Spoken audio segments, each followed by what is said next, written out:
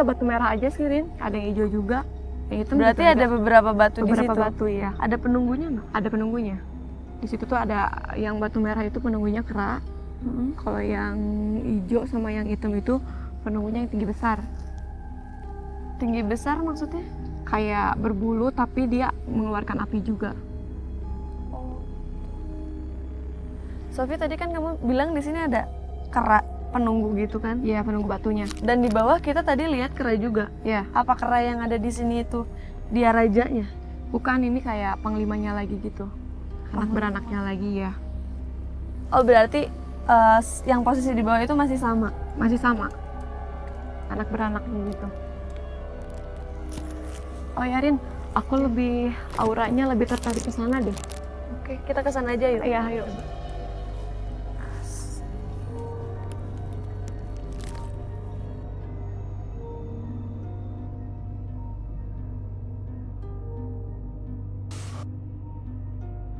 Alkisah menceritakan sebelum terbentuknya Gunung Sadahurip, dahulu adalah dataran tanah yang rata dan sebagai tempat peristirahatan para wali untuk bermusyawarah. Ada satu lokasi di balik Gunung Sadahurip yang dinamakan Batu Rahong. Karena kontur Batu Rahong yang menjulur ke dasar permukaan bumi, maka dikaitkanlah Alkisah yang dipercaya bahwa Batu Rahong sebagai bahan bangunan untuk membuat Gunung Sadahurip.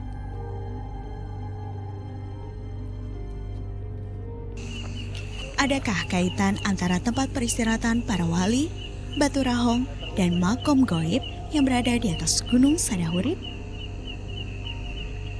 Tentu tak ada yang bisa menjelaskan Alkisah ini, kecuali hanya menghubung-hubungkan cerita saja. Penelusuran malam saya berlanjut. Oke, Rin, ini yang tadi aku sebutin itu yang menarik ini tuh yang ingin berinteraksi sama aku. Coba kamu interaksi dulu sama. Oke, tunggu ya, Rin ya.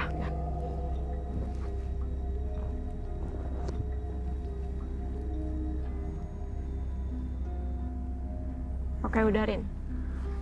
Dia nampaknya marah juga tuh ya. Karena di sini suka ada banyak orang juga yang berdatangan untuk meminta-minta, memusti-musti ke dia gitu. Jadi seenggaknya tuh dia tuh minta kepercayaannya ke dia untuk kekayaan gitu. Berarti dia baik dong? Iya, ada baiknya juga, ada negatifnya juga, tapi dia itu menyesatkan juga. Jadi orang yang datang ke situ tuh bukannya dikasih yang baik, tapi dia menyesatkan untuk hancur dia tuh. Tapi pas orang yang datang ke sini buat meminta kekayaan atau meminta apapun itu, dia mengabulkan dulu atau langsung dia sesatkan? Langsung dia sesatkan. Pertamanya dia ngebohong dulu, iya, tapi menyesatkan akhirnya. Okay. Dia udah lama nggak sih di sini? Udah lama sih, sekitar 5.000 tahunan adalah. Bentuknya? Bentuknya itu dia serigala, dadanya ke depan, badannya kecil, warna hitam, bertaring, matanya merah juga. Tapi dia ada rambutnya juga sedikit. Kira-kira sekarang berpengaruh nggak sama kita, Sal? Enggak sih, dia baik sih. Dia cuma mau ngasih tahu aja, dia kesel. Kalau ada orang yang datang ke sini buat meminta kekayaan. Iya. Dan dia juga minta tolong untuk dibilangin ke masyarakat juga. Jangan kayak gitu-gituan. Oke. Percaya mas sama yang di atas aja, kepercayaan dia sendiri. Sofi, Ya. makasih banget. Sekarang aku udah mengumpulkan informasi yang sangat banyak. Dan kayaknya kita harus turun karena udah malam banget. Iya. Ya, kita ke bawah. Cerita di balik Gunung Sadahurip yang dianggap angker sangat penuh misteri. Peristiwa hal aneh yang sering terjadi menjadi kisah yang diceritakan warga dalam berbagai versi. Apabila lapisan tanahnya saja sudah umurnya tua dengan 11.000, sementara piramid Mesir itu hanya di sekitar 2.500 sebelum Masehi, sampai berkesimpulanlah bahwa piramid yang ada di Gunung Sadahurip itu paling tua di dunia. Gunung Sadahurip menyimpan banyak cerita misteri, sehingga memunculkan cerita-cerita angker bagi warga sekitar. Namun, dari hal-hal aneh yang sering terjadi, sebagian menganggap sebagai kearifan budaya lokal. Nah, pada sesungguhnya itu mitos itu diadakan di kita itu untuk melindungi alam dari kepunahan, dari kehancuran. Para wali itu dihadirkan dalam rangka siar Islam ya. Sesungguhnya kita mesti berpikir secara jernih ya, bahwa para wali itu muncul di Pulau Jawa ini sekitar tahun 1400-an. Itu masih dekat-dekat gini dalam rangka siar Islam. Nah, jadi dikait-kaitkan lah semacam kebudayaan Jawa itu oleh Sunan Kalijaga, ya dikait-kaitkan ke wayang, kemana itu untuk menyiarkan kebesaran agama Islam. Nah itu dikaitkan juga dengan pola pikir tradisional, kearifan lokal itu. Berdasarkan data dan informasi yang saya dapat, perbincangan mengenai adanya piramid yang mengandung unsur emas, gunung yang dibuat oleh manusia tidak menemukan fakta. Penampakan cahaya, adanya makhluk astral di Gunung Sadahurip hanya dikaitkan dengan cerita warga dari mulut ke mulut yang tidak tahu asal dimulainya. Kalau menurut saya Sadahurip itu buatan alam, jadi bukan buatan manusia. Alamnya itu berupa alam kegiatan gunung api tua atau gunung api masa lalu.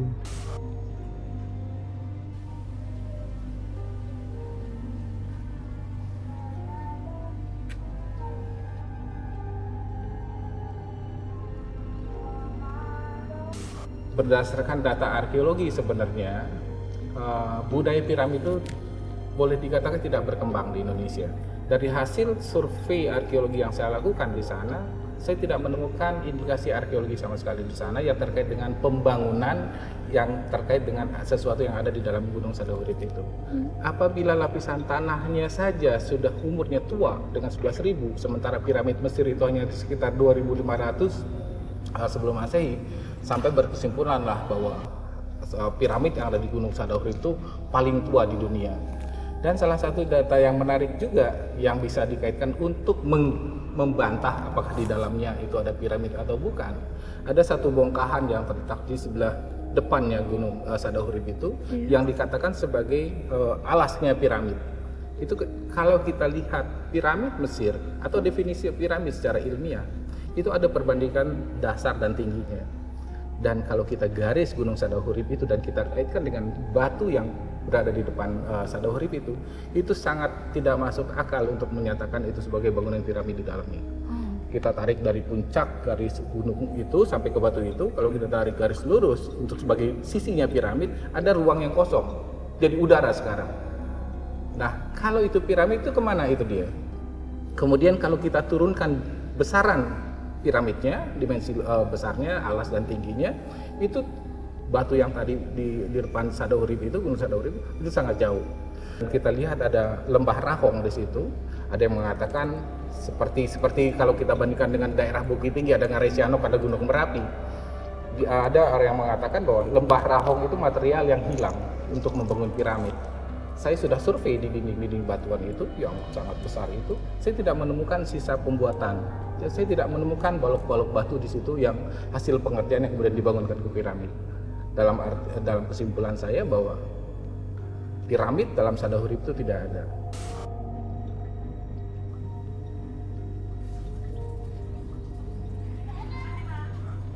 Penampakan cahaya, adanya piramid di dalam gunung, tempat peristirahatan para wali, hingga lubang goib di puncak Gunung Sadahurip masih jadi cerita misteri yang dipercaya warga sekitar.